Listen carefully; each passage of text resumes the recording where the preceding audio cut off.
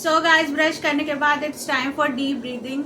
अगर आपको nervous system से रिलेटेड कोई प्रॉब्लम है जैसे एंजाइटी इश्यूज वगैरह, तो deep breathing is best for you.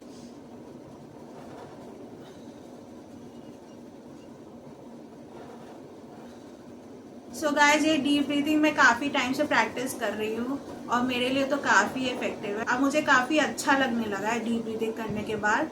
And I would suggest all of you to practice deep breathing every day, at least 10 minutes. मैं तो 20 मिनट तक करती हूँ, पर आपको एटलीस्ट 10 मिनट्स तो करना ही पड़ेगा और आप खुद देखिएगा कि आपके अंदर कितने चेंजेस आएंगे।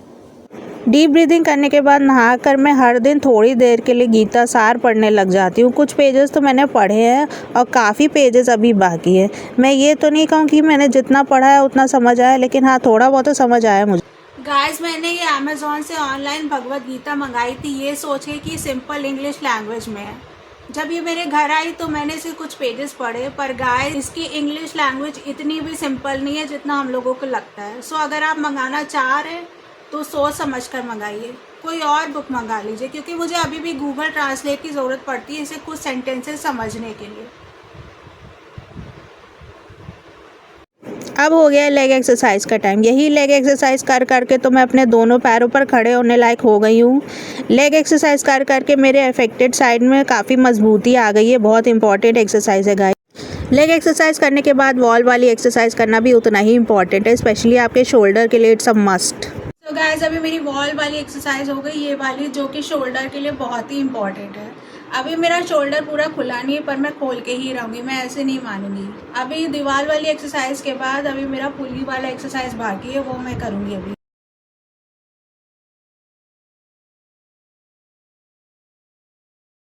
गाइस, ये दोनों बहुत ही थका देने वाली एक्सरसाइज है, मेरी तो हालत ख़राब हो गई पूरी तरीके से। अब मैं अपने बाकी का काम करने जा रही हूँ।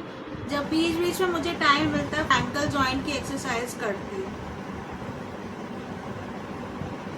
सो गाइस, दिन भर तो मेरा एक्सरसाइज करने में ही लग गया और अब है चाय बनाने का टाइम। सो मैं अपनी फैमिली के लिए चाय बनाने जा रही हूँ।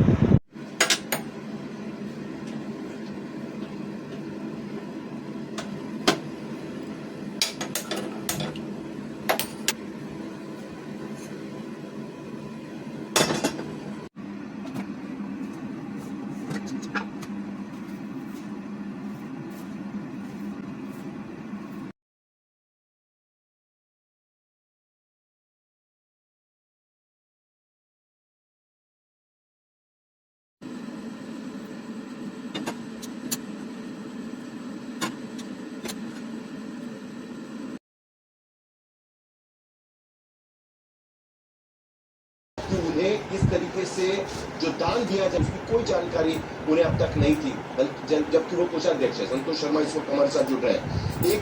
करीब एक घंटे से ज्यादा हो गया है मीटिंग चल रही है। सो गाइस, अभी मैंने चाय बनाकर पी ली हम सब ने। अब हो गया मेरा इवनिंग वॉक का टाइम, तो मैं यही टहलूंगी अपनी घर की छत पे।